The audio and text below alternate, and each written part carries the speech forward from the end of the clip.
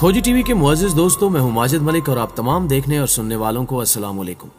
नाज़रीन ग्रामी, एक और अमरीकी बहरी बेड़े को बेरहम आग ने जलाकर भस्म कर दिया है। बहरी बेड़ों में आग लगने के बढ़ते वाकयात कई शकूक व शुबहात पैदा कर रहे हैं और अमरीकी इदारों की जानिब से शक की सुई ईरान की सिमत जा रही है। हकीकत क्या है? क्या यह भी अमरीका की एक चाल है? इसकी तफसील आगे चलकर बयान की जाएगी। जबकि एक खबर यह भी है कि रूस और ईरान अमेरिका के खिलाफ मैदान में उतर चुके हैं और मिलकर अमेरिकी जारहियत को कुचलने के अज़ाइम जाहिर किए जा रहे हैं। खित्ते में बनने वाला अमेरिका मुखालिफ ब्लॉक क्या अमेरिका को डबोने जा रहा है? क्या अमेरिका ने पहले रूस और फिर चाइना से पंगा लेकर संगीन गलती की है और ईरान कैसे अमेरिका को नेस्तो नाबूद कर सकता है? इन मौज़ूआत पर तफसीली बहस करने से पहले चैनल पर नए शामिल होने वाले दोस्तों से दरखास्त है कि पहले खोजी टीवी को सब्सक्राइब करते हुए साथ मौजूद घंटी के बटन को भी दबा दें ताकि आप हर खबर से बाखबर रह सकें। तो आइए चलते हैं मौजू के असल हिस्से की जानिब। मुअज़्ज़िज़ ख़वातीन व हज़रात, अमेरिका ने अपनी जारहाना पॉलिसियों की मदद से दुनिया के कोने कोने में अपने दुश्मन पैदा कर रखे हैं जो अमेरिका को तबाह करने और नुकसान पहुंचाने का कोई मौका हाथ से जाने नहीं देते। अमेरिका जो किसी दौर में सुपर पावर कहलाता था, अब इसकी ताकत रफ्ता रफ्ता कम हो रही है और चाइना अपने इत्तेहादियों को साथ मिलाकर दुनिया की तारीख बदलने जा रहा है। इस ज़िमन में चाइना ने ईरान, अफगान तालिबान, पाकिस्तान, रूस, तुर्की और चंद यूरोपीय ममालिक को साथ मिला रखा है। यही वजह है कि इस वक्त चीन का पलड़ा भारी है और अमेरिका को बड़े नुकसान का सामना है। अमेरिका की दाखिली सियासत में भी इस वक्त बड़ी हलचल है और सदारती इंतखाबात जीतने की रेस जारी है। ऐसे में गुज़श्ता कई दिनों से अमेरिकन नेवी पर आए दिन मुसीबतें टूट रही हैं। अमेरिकी बहरी बेड़ों में अचानक से आग भड़क उठने के वाकयात तवातुर से रूनुमा हो रहे हैं जिन्होंने दुनिया भर को हैरान कर रखा है। गुज़श्ता चंद दिनों में ही कई अमेरिकी बहरी बेड़े आग की नजर हो गए, जिसने अमेरिकी नेवी की सलाहियत और ताकत को कई गुना कम कर दिया है, जबकि इन वाकयात का जिम्मेदार बैरूनी कुव्वतों को ठहराया जा रहा है और अमेरिकी इदारों का शक चीन और ईरान की जानिब है। प्यारे दोस्तों, गुज़श्ता रोज भी एक ऐसी खबर सामने आई जिसमें बताया गया कि अमेरिका का एक और बहरी बेड़ा जलकर खाकिस्तान हो गया। तफसीलात के मुताबिक आग साहिल पर खड़े करसाज नामी बहरी बेड़े में लगी। अमेरिकी ज़राए इब्लाग का कहना है कि जंगी बहरी बेड़े करसाज में उस वक्त आग लगी जब वो नोर फोरलुक बंदरगाह पर खड़ा था और आग पर काफी कोशिश के बाद काबू पा लिया गया। हुकाम कहते हैं कि आग वेल्डिंग के मौके पर प्लास्टिक में लगी जो फिर फैल गई।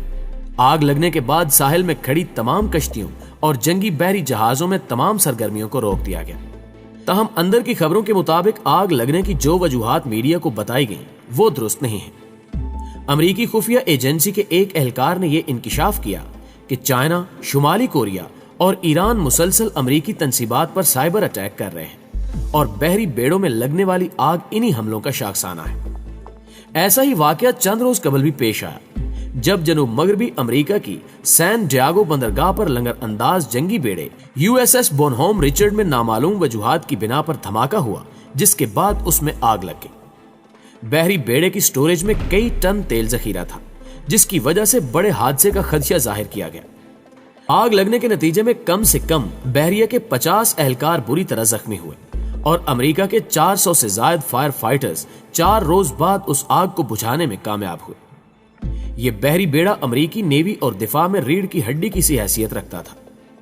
माहिरीन के मुताबिक इस बहरी बेड़े का 80% हिस्सा जलकर राख हो गया और इसे लंबे अरसे की मुरम्मत के लिए वर्कशॉप भेज दिया गया। उस बहरी बेड़े के जल जाने से जनूबी अमेरिका के समंदरों में अमेरिकी फौज की ताकत को जबरदस्त झटका लगा है, जबकि बहरी बेड़े में लगने वाली आग के हवाले से इब्तिदाई तहकीक में यह बात सामने आई है कि चाइना के हैकर्स ने बहरी बेड़े का इलेक्ट्रॉनिक सिस्टम हैक करके ये कार्रवाई सरअंजाम दी। नाज़रीन ग्रामी, इस वक्त आलमी सतह पर अमेरिका को कई मुश्किलात का सामना है और मजीद ताज्जुब की बात यह है कि ये मुश्किलात खुद अमेरिका की पैदा करदा है, जबकि एक और मुश्किल जिसने अमेरिका को घेर लिया है वो ये है कि गुज़श्ता रोज ईरान और रूसी हुक्काम ने अमेरिका के खिलाफ एलानिया जंग का आगाज कर दिया है।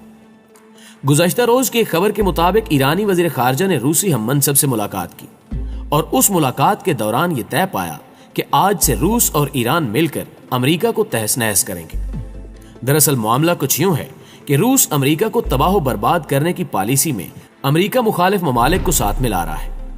ईरान चूंकि अमेरिका का बड़ा हरीफ समझा जाता है, यही वजह है کہ روس پچھلے چند ماہ سے ایران کے حق میں بیانات دے کر ایرانی حکام کو امریکہ مخالف بلاک میں شامل کر رہا ہے۔ ایران امریکہ جوہری معاہدے کے حوالے سے ٹرمپ نے جو غلطی کی وہ بھی روس اور ایران کو قریب کرنے کا موجب بنی۔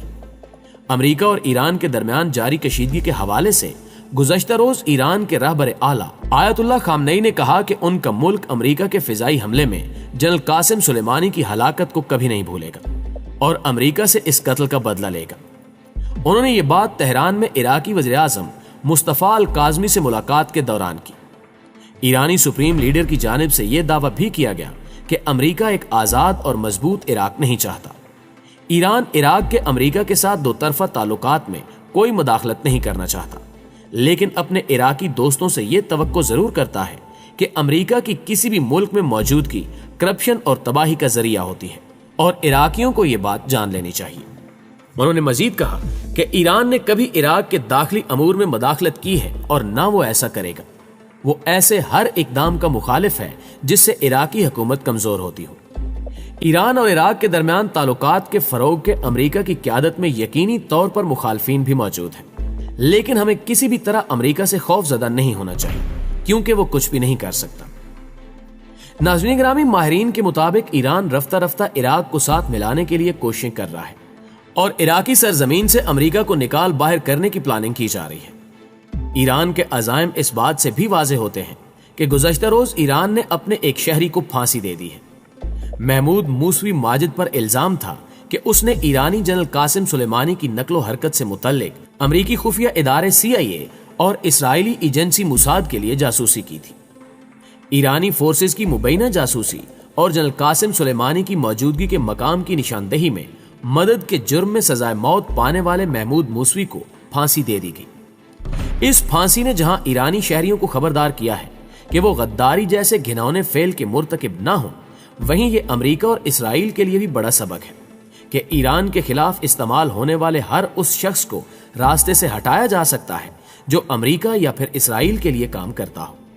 دفاعی ماہرین کہتے ہیں کہ ایران امریکہ کے خلاف بڑی پلاننگ کر رہا ہے جس کے اثرات پوری دنیا پر پڑیں گے۔ یہاں ایک اہم سوال یہ بھی ہے کہ امریکہ اور اسرائیل کو ایران سے کیا مسئلہ ہے؟ دراصل ایران ان چند ممالک میں شامل ہو چکا ہے جنہیں خلا تک رسائی حاصل ہو چکی ہے، جبکہ ایرانی قوم کے نوجوانوں کے بارے میں یہ بھی کہا جاتا ہے کہ وہ سائبر ٹیکنالوجی میں بہت آگے ہیں، اور اگر دیکھا جائے تو اس کے کئی ایک نمونے بھی سامنے آئے ہیں۔ ایرانی سائبر ماہرین ہی کا کمال ہے کہ انہوں نے امریکہ کے کئی ایک جدید ترین اور مہنگے ترین ڈرونز کو کنٹرول کر کے نیچے اتارا ہے، جس کی مثال کہیں اور ملنا مشکل ہے۔ پہلے تو امریکہ کے ساتھ ایسا پھڈا کوئی لینا نہیں چاہتا، دوسرا ایسی ٹیکنالوجی کا ہونا جو امریکہ اور اسرائیل کے جدید سسٹمز کو ناکارہ بنا دے، اس کا حصول ہر ایک کے بس کی بات نہیں۔ دوستو، ایران سخت ترین اقتصادی پابندیوں کے باوجود کئی قسم کی خطرناک ٹیکنالوجیز رکھتا ہے، اور اس قیادت اور رہبری میں ایسی جرأت و شجاعت بھی ہے کہ وہ امریکہ کو نہ صرف للکارتے ہیں بلکہ عملی نمونے بھی دکھاتے ہیں۔ ویسے تو ایران لمبی رینج والے میزائل بھی بنا رہا ہے، جس کے بعد اسرائیل جس میں امریکہ کی جان ہے اس کو ڈائریکٹ نشانہ بنایا جا سکتا ہے۔ اس کے ساتھ ساتھ اس وقت اصل جنگ شاید سائبر ٹیکنالوجی کے ذریعے لڑی جا رہی ہے۔ حالیہ امریکہ مخالف کارروائیاں یا پھر ایرانی ایٹمی اور دفاعی سائٹس پر ہونے والے حملے اس بات کا ثبوت ہیں کہ امریکہ اور اسرائیل کو اپنی ٹیکنالوجی پر بڑا گھمنڈ ہے اور اقوام عالم میں ان کی بدماشی چل بھی رہی ہے، مگر قدرت اور کائنات کے خالق و مالک پر اہل ایران کا یقین اور پھر ظالم کے سامنے مظلوم کی پکار پر لبیک کہنا اہل ایران کو کسی بھی شکست کے خوف سے دور لے جاتا ہے۔ قبلہ اول بیت المقدس پر اسرائیلی قبضے کو 70 سے زائد برس ہو رہے ہیں۔ اس کے لیے عرب اسرائیل جنگیں بھی ہو چکی ہیں، جن میں ایک چھوٹے سے اسرائیل نے عرب اتحاد کو شکست سے دوچار کر کے عرب ممالک مصر، اردن، شام اور لبنان کی زمینوں پر بھی قبضہ کر رکھا ہے، مگر یہی اسرائیل ایران کی حمایت یافتہ لبنانی تنظیم حزب اللہ سے 33 روزہ جنگ میں بدترین شکست سے دوچار ہوتا ہے۔ اہل فلسطین اپنی تمام تر مظلومیت اور صہیونی قبضے کے باوجود جہاد کے پرچم کو سر بلند رکھے ہوئے ہیں، تو اس کے پس پردہ اور کھل کر ایران کی مدد اور حمایت کا نتیجہ ہے، جس کا اظہار اہل فلسطین اور ایرانی قائدین بھی کھل کر کرتے ہیں۔ اس میں کوئی شک نہیں کہ آج کا امریکہ پہلے سے بہت کمزور ہو چکا ہے۔ اب وہ دن نہیں رہے کہ یہ آگے بڑھ کر حملہ آور ہو اور ممالک پر قابض ہو جائے۔ اگر اس کے لیے ممکن ہوتا تو یہ ایران کو سبق سکھا چکا ہوتا۔